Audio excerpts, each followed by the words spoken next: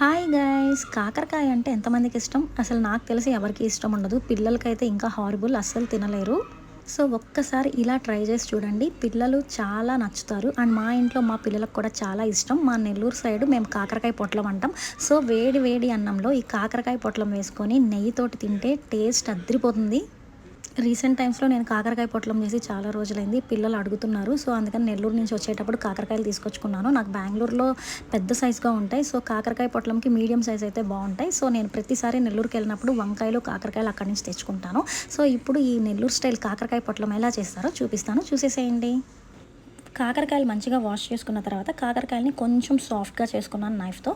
Next pressure కుక్కర్‌లో పసుపు, ఉప్పు, చింతపండు, కొంచెం వాటర్ యాడ్ చేసేసి ప్రెషర్ కుక్కర్ మూత పెట్టి 5 విజిల్స్ వచ్చేంత వరకు స్టవ్ మీద పెట్టి ఆఫ్ చేసేసుకోవాలి. కుక్కర్లో పసుపు, చింతపండు వేస్తాం కదండి. సో దాంట్లో ఉండే చేదు మొత్తం పోతుంది. అండ్ ఉడికిపోయిన తర్వాత అవి పక్కన పెట్టేసుకొని దాంట్లో మసాలాకి ఏమేమి కావాలో ఇప్పుడు మిక్సీకి అయితే వేసుకుంటున్నాను. పుట్నాల పప్పు, వెల్లుల్లి, ధనియాలు అండ్ చిల్లీ పౌడర్ యాడ్ చేసుకోవాలి. సాల్ట్ కూడా యాడ్ చేశాను, బట్ నేను వీడియో తీయడం అయితే మర్చిపోయాను. అండ్ లాస్ట్లో మనం ఆనియన్ కూడా యాడ్ చేసుకొని తర్వాత ఒకసారి మిక్సీకి వేసుకోవాలి. అప్పుడు కొంచెం ముద్దగా అవుతుంది. సో మనం కాకరకాయలో ఈజీగా స్టఫ్ చేసుకోవచ్చు. అంటే ఇలా మనం ఇట్లా అన్నప్పుడు కొంచెం ముద్దగా ఈజీగా వచ్చేస్తుంది. అందుకే ఆనియన్ యాడ్ చేస్తారు. అండ్ టేస్ట్ కూడా చాలా బాగుంటుంది. అండ్ కాకరకాయలన్నీ ఉడికిపోయినాయి. అవి కొంచెం కూల్ అవ్వాలని కుక్కర్లో నుంచి తీసి నేను అన్ని ప్లేట్లోకి అయితే పెట్టేసుకున్నాను. అండ్ దీంట్లో మనకి సీడ్స్ ఉంటాయి. ఆ సీడ్స్ అయితే మొత్తం రిమూవ్ చేసేసుకోవాలి.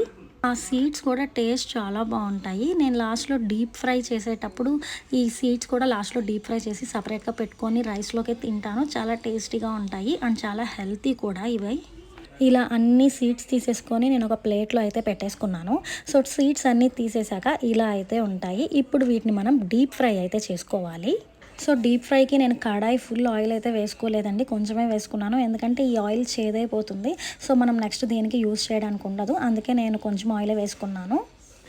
ఈ కాకరకాయలన్నీ కూడా మనకి కొంచెం బ్లాక్ కలర్‌లో రావాలి. అప్పుడే టేస్ట్ ఉంటది. అలాగని మార్చేయకూడదు.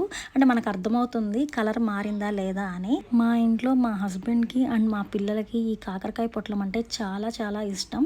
అండ్ కాకరకాయతో ఫ్రై కూడా చేసుకోవచ్చు. బట్ ఫ్రై నాకు ఇష్టం. మా ఇంట్లో ఎవరికీ ఇష్టం లేదు. అందుకే నేను ఎక్కువ ఫ్రై కన్నా కూడా ఈ కాకరకాయ పొట్లమే చేస్తాను వీళ్ళకి ఇష్టమని.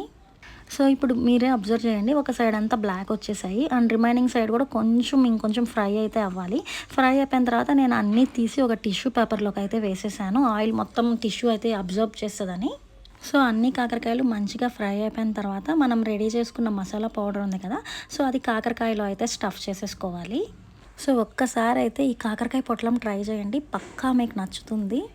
పిల్లలు కూడా చాలా బాగుంది, మళ్ళీ ఎప్పుడు చేస్తామని అడుగుతారు. సో పక్కా ట్రై చేయండి. అండ్ లాస్ట్లో నేను చెప్పాను కదా, సో సీడ్స్ అన్నీ కూడా మళ్ళీ నేను ఫ్రై చేసుకుంటాను అని. సో ఇలా డీప్ ఫ్రై అయితే చేసేసుకున్నాను.